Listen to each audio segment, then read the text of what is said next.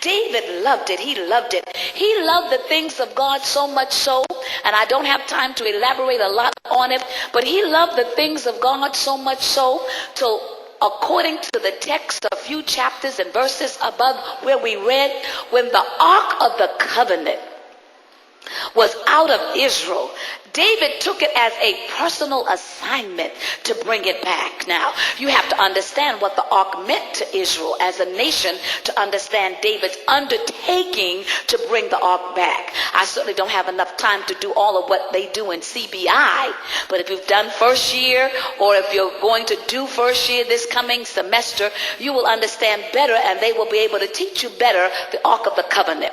But just in case there's someone here who's totally baffled about this whole ark thing, let me set in place for you why I believe David so strongly loved the things of God. According to the few verses up in the same chapter 16, we see where they were having a praise celebration. The celebration was being based on the fact that David had went into the enemy's camp. He had went into the Philistines' camp and brought back the Ark of the Covenant. Now, the Ark of the Covenant was a box they had overlaid with gold, had gold seraphims on each side, left and right, had a lid on the top. It's called the mercy seat. And inside of that box, inside of the ark, was the covenant, the 10 tablet, the 2 tablets with the 10 commandments on them, a pot of the manna that they had eaten while they were in the wilderness sojourning to the promised land, and Aaron's rod that he used, that budded, that signified life for them. Inside of that box, inside of that Ark of the Covenant, those 3 articles were there. Now, the Ark of the Covenant was housed. How many know this?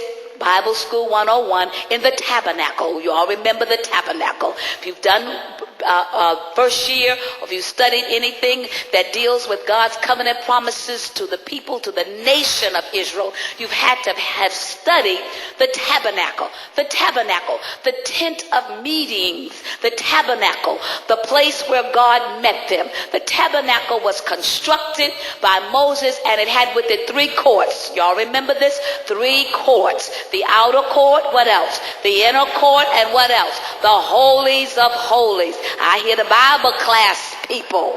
The holies of holies. And there were different furnitures. There were different articles that surrounded the outer court. Different articles that were in the inner court. But in the holies of holies, there was nothing behind the veil but the Ark of the Covenant. Y'all remember this? On the Day of Atonement, the high priest went behind the veil with the blood of goats sprinkled on him.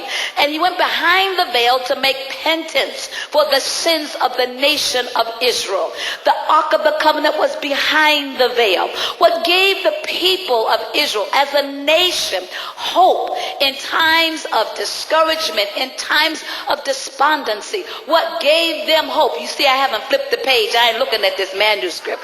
What gave them hope was right there in the holies of holies, right where they had pushed the ark. There was what they called a smoke or a cloud. They called it the presence of God. It was also called the Shekinah. Lord, it was called the Shekinah glory.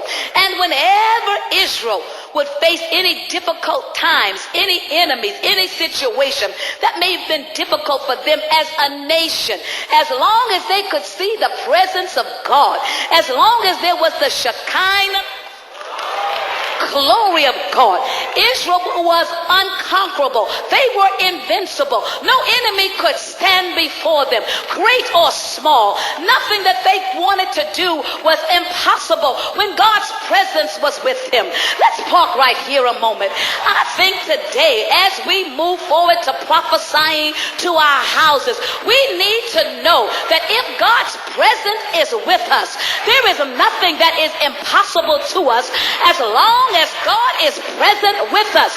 Did not the writer say, in God's presence there is fullness of joy, and there are pleasures forevermore? We will be a nation to be reckoned with. We will be a force to be reckoned with when we realize the power that lies in us because God's presence is with us.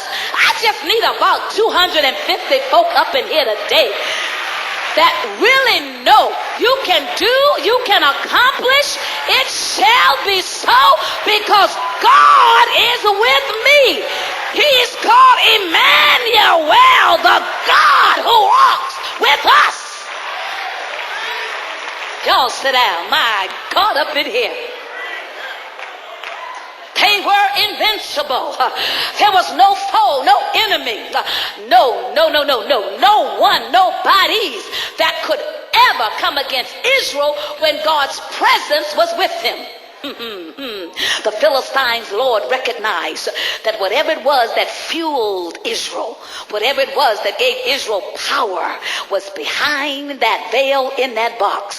So they snuck in five Philistines lords, because they couldn't take them one by one. So 5 of the enemies got together, massed together a major army, snuck in by night, went through the tabernacle, snatched up the Ark of the Covenant. Lord, I wish I had time to preach. When they snatched up the Ark of the Covenant, they thought that they were bringing Israel down. In a sense, they did, but you need to read this. You need to go back and read all of this. What happened to them was, when they snatched up the Ark of the Covenant, because God's presence did not belong to them. That's why people can't prosper with your stuff in their hand.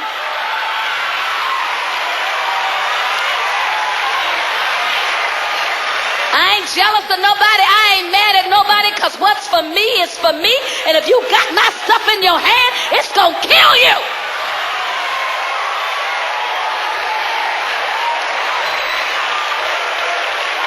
Y'all sit down. I got a little ways to go. Yeah, sit. My, they snatched up the ark, thinking to bring Israel down. Read it sometimes. When they put the ark in the middle of their camp, sore boils broke out all over their bodies. My God. They got disease that came overnight. They couldn't sit down. They couldn't eat. They couldn't do nothing. One Philistine lord said, "Get that box out of here." He pushed it on down to Ekron. When it got to Ekron, overnight, sore boils, open sores broke out, because the enemy needs to know. He needs to know. I said the devil and every demon out of hell need to know. It ain't over for me till God says it's over. Good God Almighty up in here. And you may snatch my finances, you may snatch my kids, but what you got in your hand gonna kill you. Put your arms on yourself and say, "My stuff." That's what's wrong with some of you. You don't want to fight for your stuff. But I came in here today as a warrior. I wore a dress I can work in. I came in here as a warrior today. I'm going to get my stuff, because I'm going to bless my... Sit down, sit.